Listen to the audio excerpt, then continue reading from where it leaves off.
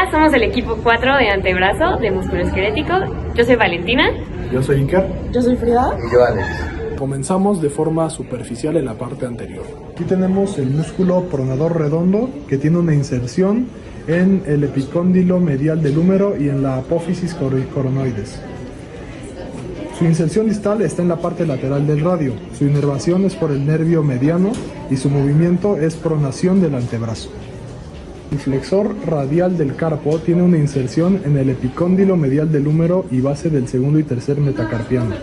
Su inervación es por el nervio mediano y su movimiento es la flexión y abducción de la muñeca. El músculo palmar largo. Su inserción es en el epicóndilo medial del húmero y aponeurosis palmar.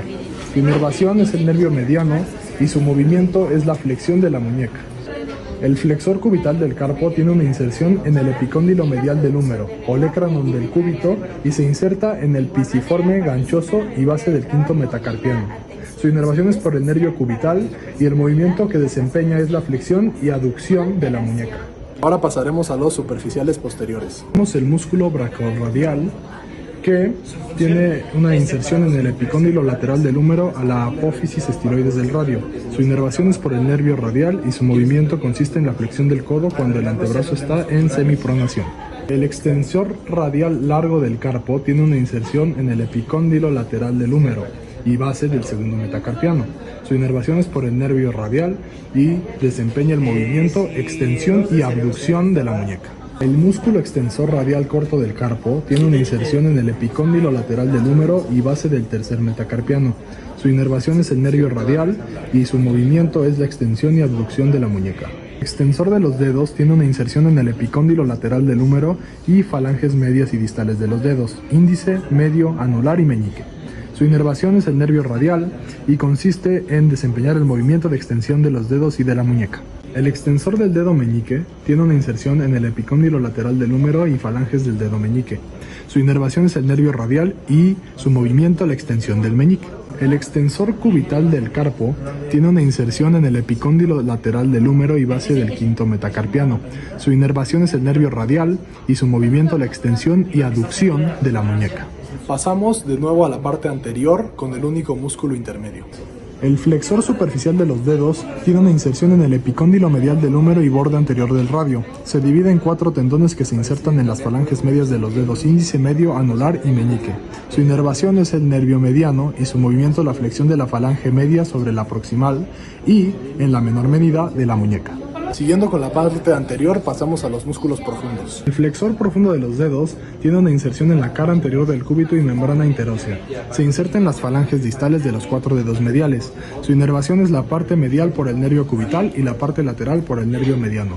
Su movimiento, la flexión de la falange distal sobre la media y de la muñeca en menor medida. El flexor largo del pulgar tiene una inserción en la cara anterior del radio y membrana interósea. Se inserta en la falange distal del pulgar.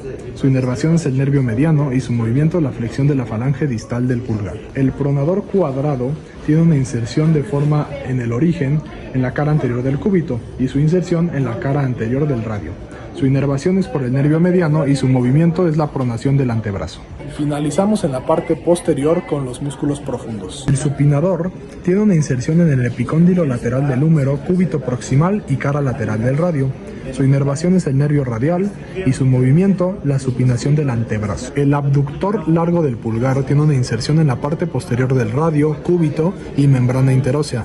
Se inserta en la base del primer metacarpiano. Su inervación es el nervio radial y su movimiento la abducción del pulgar y extensión del carpo. El extensor corto del pulgar tiene una inserción en la cara posterior del radio y membrana interósea.